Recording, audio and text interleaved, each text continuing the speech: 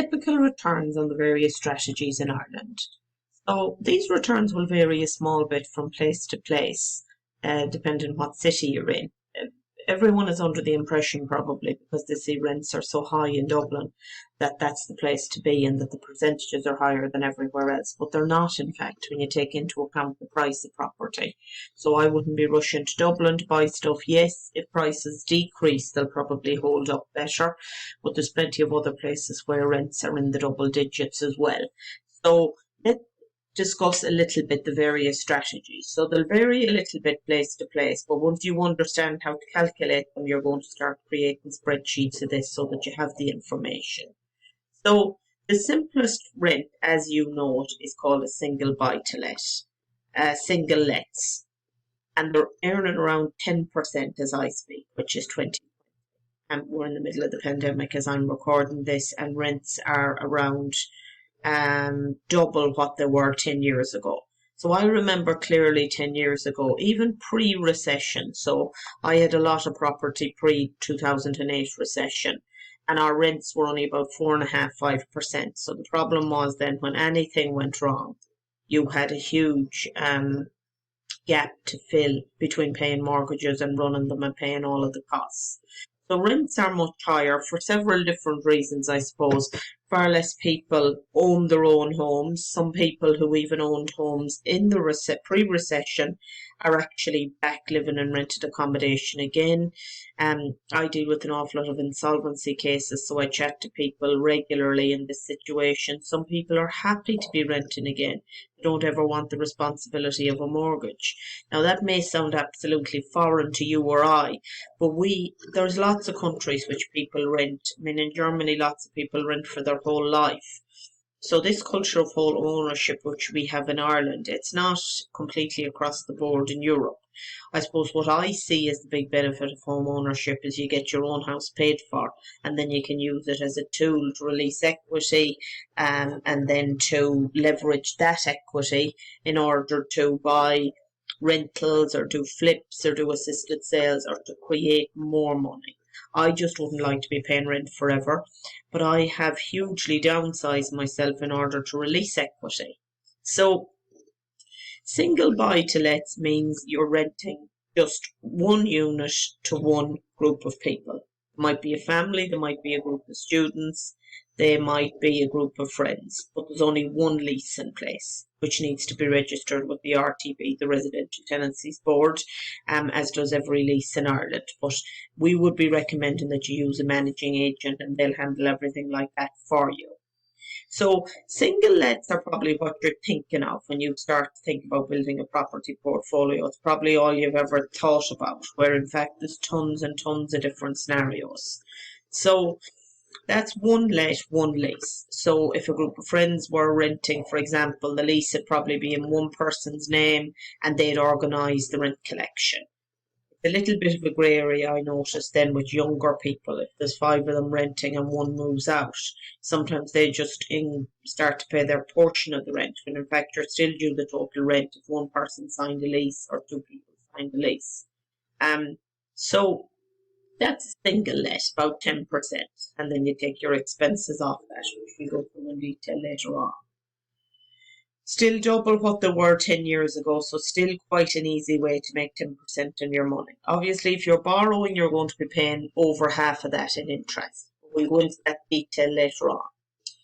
HMOs are houses of multiple occupancy. So we use that term, or co-living in Ireland. The HMO term actually came from the UK. Now, these can be a real cash cow. These can be generating 16–20% plus rent, but you have to pay the utility bills. So what is a HMO? A HMO is where you rent each room by room, on a licence basis. So there's some argument going on at the moment as to whether these are actually covered by the Residential Tenancies Board. And so the disadvantage of them being covered by the Residential Tenancy Board is that there are rent pressure zones where you can only increase your rent by limited amounts. They were not covered, but they seem to be trying to get them under that cover. The difficulty is you pay the utility bills. So Where the real money is here is in creating a HMO that's bigger than the house you're paying for. So let me explain that. You're looking at a 3-bed semi, but you can see that actually some of the rooms upstairs are very big. The houses, the older the houses, the bigger the rooms in general. So you're thinking, well, gosh, why did they make this a 3-bed? 4 bedrooms could have fitted. So the obvious thing to do if you're creating a HMO, it's quite possible to turn a 3-bed into a 5-bed. So you'd generally be adding another room upstairs. Some people do the attic as well. Now you'd have to ask your builder if you're going to be able to meet regulations, because obviously the person in the attic needs a fire exit. But you could possibly think of a good size 3-bed now. You could actually turn a 3 into a 6. Up into the attic is 1 bedroom. You'd make that en suite. If you have enough height, etc., and can meet regulations. So you're not a builder, and I'm not training you to be a builder here. You'll be asking your builder this. And obviously you'll need a proper regulated builder, not a handyman if you're going converting attics. So attic is 1. But if you have big bedrooms and you can move a stud wall, it's not difficult then to turn 3 into 4 on that floor. You would probably add another bathroom. See if one of them is en suite already and you have a decent sized family bathroom, then 3 people would share that bathroom. Then when you go downstairs, the chances are that we're going to have a living room, sitting room, let's call it, that's separate to the kitchen, living, diner.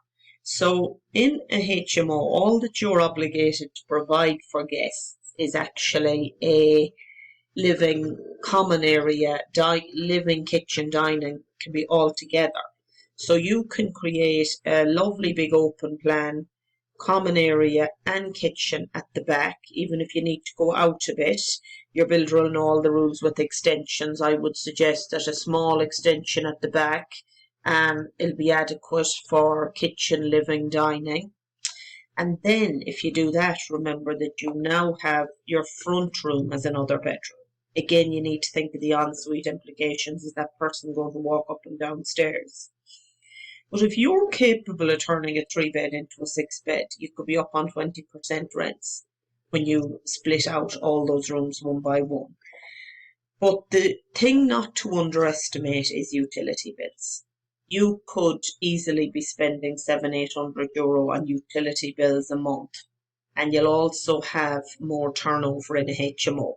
So if you've 6 people renting individual rooms, to me there's a great opportunity to provide really nice living accommodation with HMOs. The standard of most of what's for rent in Ireland I would call quite unimpressive. So HMOs is a lovely way to provide really, really nice rooms, reading area, desk, bed, ensuite if you can. People will pay a premium for ensuite. You'll learn in your area.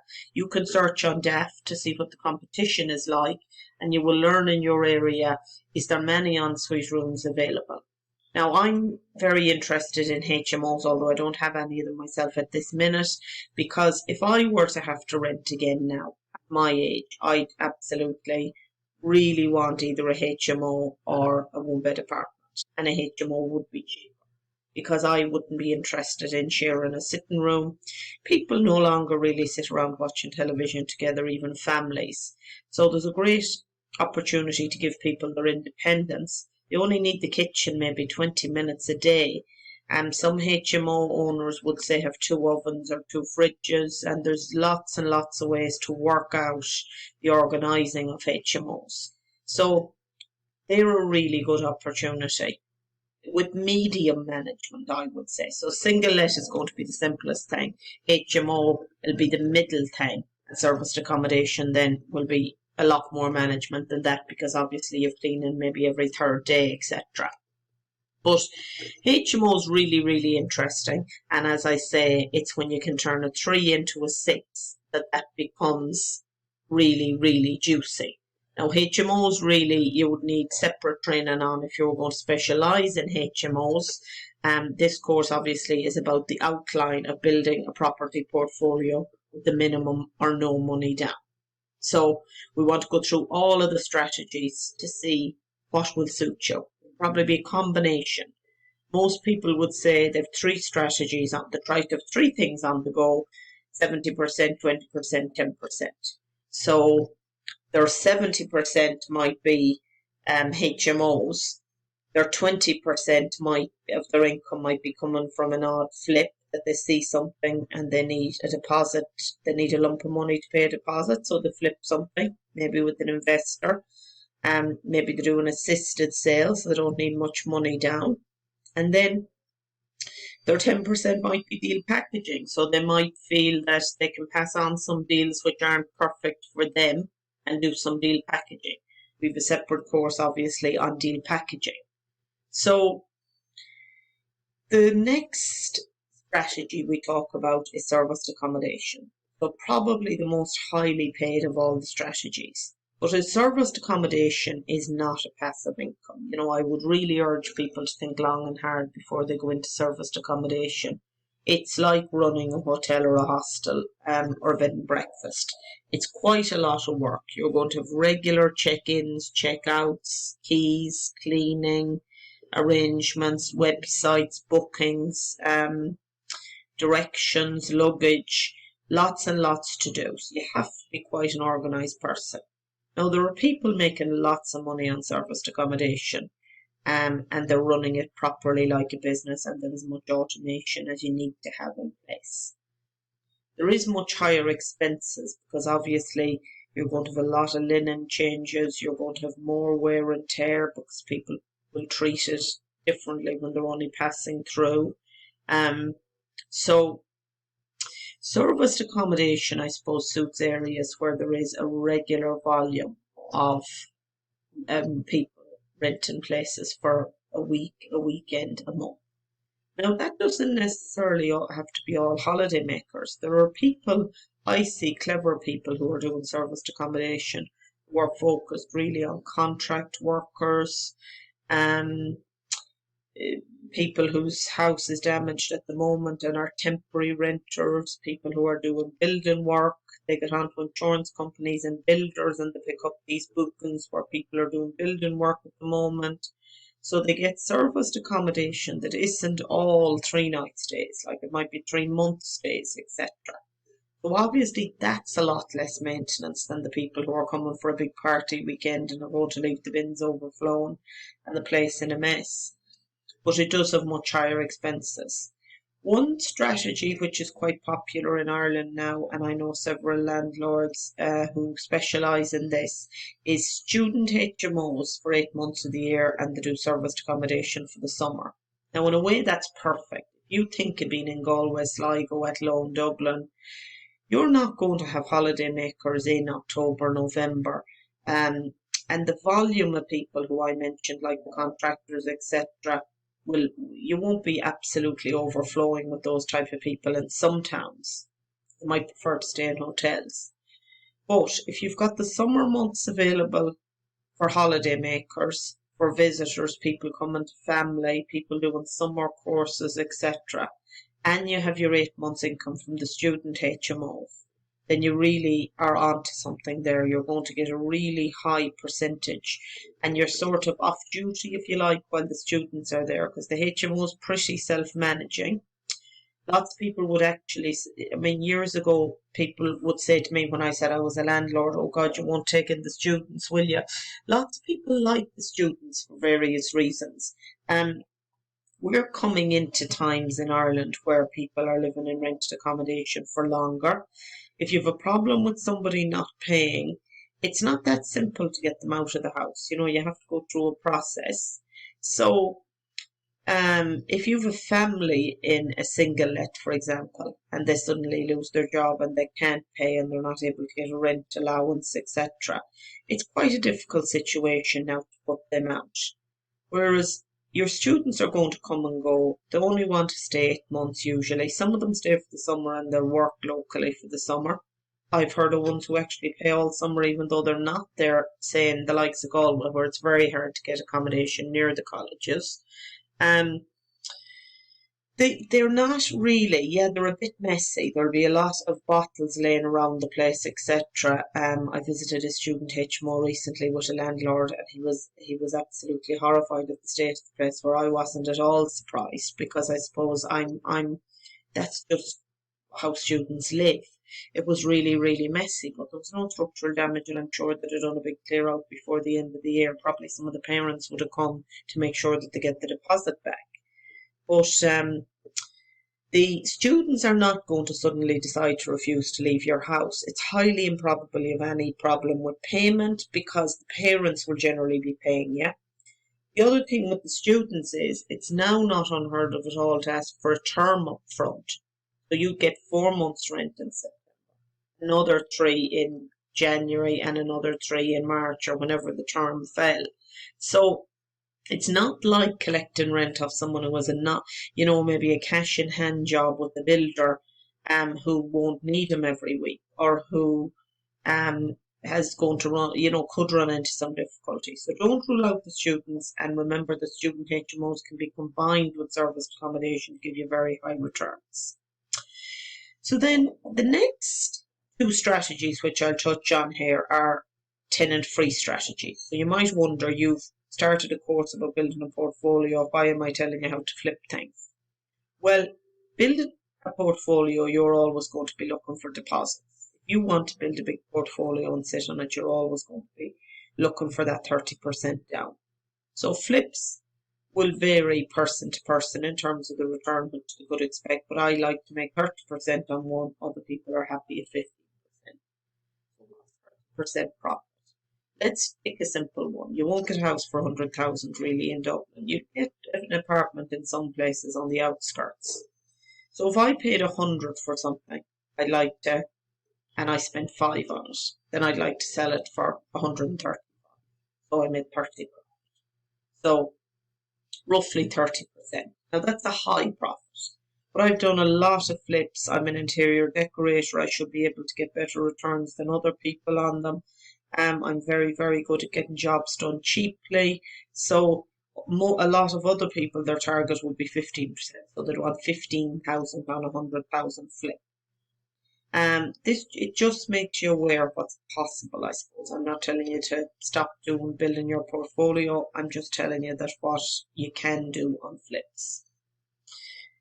The next one we're going to touch on is assisted sales. So assisted sales are an absolutely fantastic strategy to make money alongside, say, building your portfolio. Because by the time you complete all your trainings, you're going to be pretty clued into what people will buy and what they won't buy, and how to present things, etc. So you will be an ideal person to do assisted sales on tired houses in your gold mine area. We'll explain what a gold mine area is soon. So on an assisted sale, you could possibly spend 10,000 and earn 25,000. But the total amounts won't be huge because you're sharing it with the owner.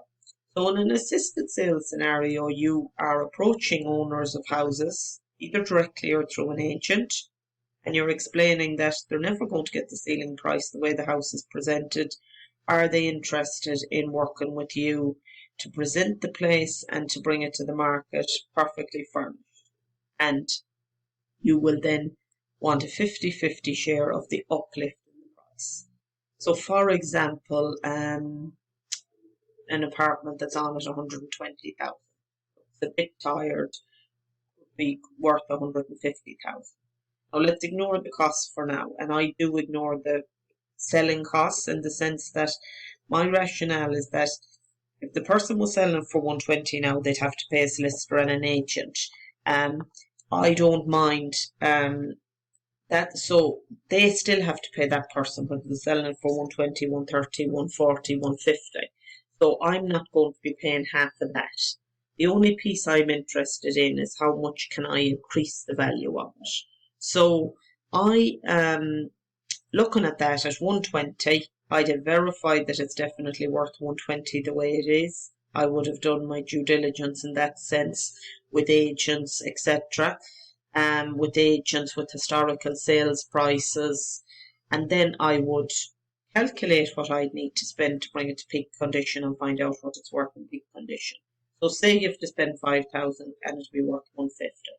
So there's a 25,000 uplift after you've paid the expenses. We went from 120 to 150 is 30 and take out the 5, which is 15. You're the person spending the 5, you're providing all the know-how and the decor ideas, etc. So that 25 then gets split 50-50. So you invested 5,000. You're going to get the 5,000 back now, remember, but you're earning 12,500 on your 5,000. So that's 2.5 times 250% what you spend. This is a fantastic way to make money, to make deposits if you want to then develop your own portfolio. So that's the typical returns you'll make on the various strategies. That's going to already now be giving you some food for thought as to what you should be focused on and what you shouldn't be bothering with. So our next lesson is working these returns down to a net profit. So have a think about what strategies you'll focus on there.